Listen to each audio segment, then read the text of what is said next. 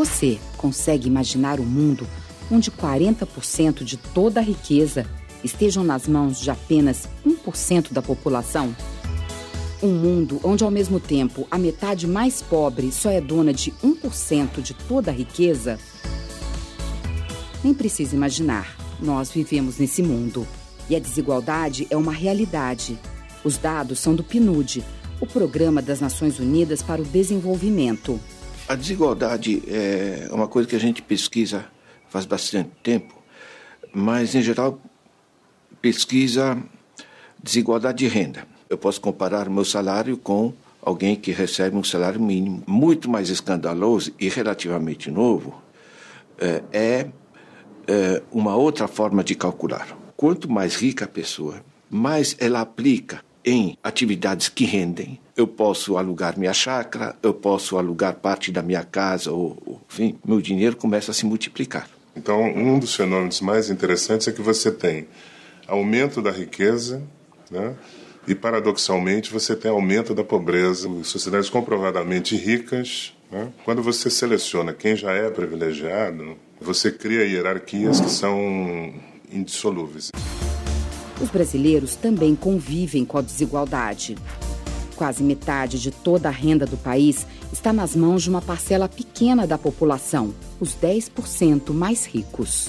Em 2012, essa minoria ganhou 87 vezes mais que os mais pobres do país. E você, como percebe essa desigualdade? Se eu tenho 1 milhão e uma pessoa tem R$700 por mês, alguma coisa está errada. Acho que a distribuição de renda é muito mal dividida nesse país aqui. Tem um degrau muito grande, a diferença do pobre e do rico. Você tem a pessoa que está correndo para não perder o trabalho, em compensação para o carro blindado com o executivo, e você tem o mendigo que está caído no chão. Você tem tudo aqui. Tem pessoas que já crescem sem nada, né? E por mais que ela lute, quem tem muito vai sempre continuar com muito, e quem tem pouco nunca consegue ter mais. A desigualdade não surgiu de repente. Tem uma história. E no Brasil, começou com a colonização portuguesa e se aprofundou com a escravidão. Mas, tanto tempo depois de seu fim, a escravidão ainda influencia a nossa sociedade? Os escravos não podiam estudar, não tinham acesso a instrução pública nenhuma. E o fato é que esse processo continuou no período posterior ao fim da escravidão. Então, essa geração de escravos que se alforriavam estavam excluídos da instrução pública e também ficaram excluídos da cidadania.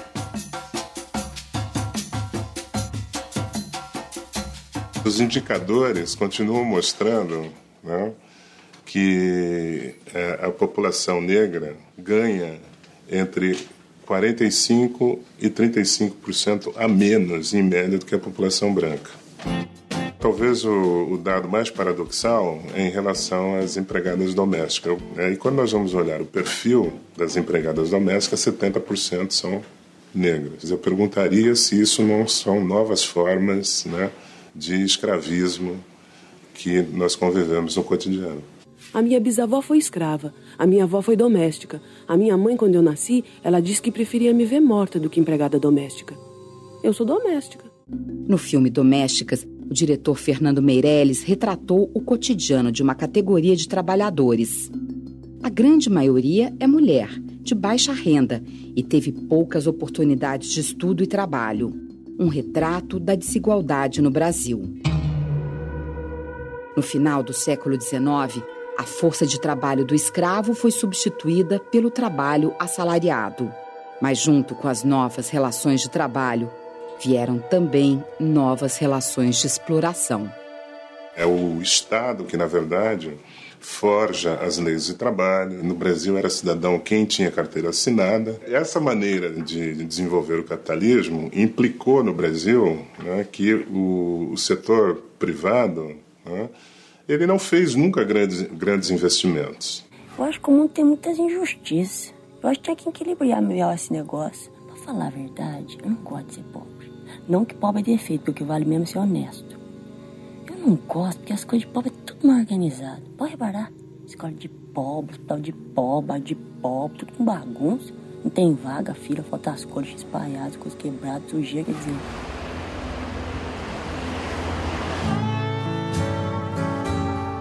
O pintor autônomo Robson passou por uma experiência difícil de esquecer.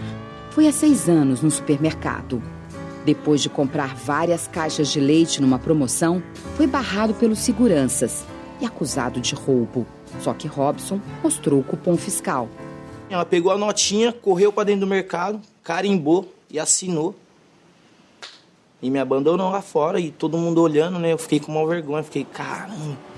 Robson decidiu chamar a polícia, que veio depois de 1h30. Já vem até mim, pediu meus documentos e tal, e falou, se você quiser abrir o BO, você vai até a delegacia mais próxima. Será que os seguranças do supermercado parariam Robson se ele estivesse usando terno e gravata? E se Robson fosse branco? Pelo menos ela teria parado ele de outra forma, né? Falado, boa tarde, meu senhor. O senhor pode me prestar sua notinha? Muitas vezes aquele que está engravatado é o pior ladrão. E aquele que está de qualquer jeito é o cara mais honesto do mundo. Robson abriu processo contra o supermercado. A justiça reconheceu que ele foi discriminado e determinou uma indenização em dinheiro para ele.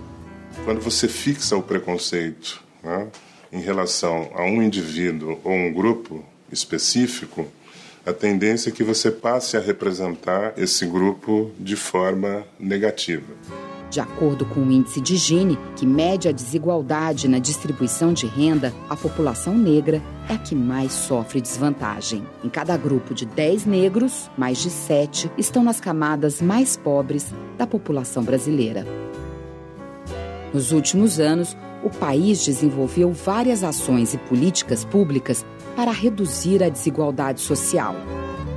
Mas será que estamos, de fato, atingindo esse objetivo? Quando a gente fala em combate à desigualdade, há 2 níveis. Primeiro, a redução da pobreza. Essa primeira parte, no Brasil, teve imenso sucesso. Mas é necessário também, por exemplo, uma mudança permanente na qualidade da instrução primária oferecida para as populações pobres. Enquanto a educação continua sendo tão desigual, as oportunidades vão continuar muito desiguais. Então você tem que associar medidas diretas de efeito mais imediato com transformações de longo prazo, na educação pública, na saúde, no saneamento. Nós tivemos o salário mínimo, né? É o que mais puxou, digamos, a situação para cima, porque ele tanto impactou os trabalhadores como os aposentados que têm a sua aposentadoria indexada na evolução do salário mínimo. A política de um salário mínimo mais forte, que seja valorizado, junto com políticas de transferência de renda direta, fazem uma diferença grande na luta contra a miséria. Ela é também um pré-requisito fundamental para que o sujeito estude e, a longo prazo, tenha oportunidades. E agora? Você consegue imaginar um mundo onde não exista desigualdade? Acha que ele é possível?